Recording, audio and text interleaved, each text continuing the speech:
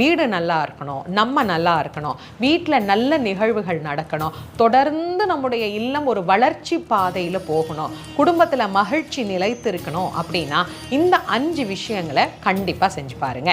முதல்ல காலையில் 4:30 மணி அப்படின்னு சொல்லக்கூடிய பிரம்ம முகூர்த்தத்தில் விளக்கேற்றினா அந்த வீட்டில் நீங்கள் என்ன நினைக்கிறீங்களோ அத்தனையுமே நடக்கும். அடுத்து 2வது, கண்டிப்பாக காலையிலேயே வீட்டு வாசலில் கோலம் போடணும்.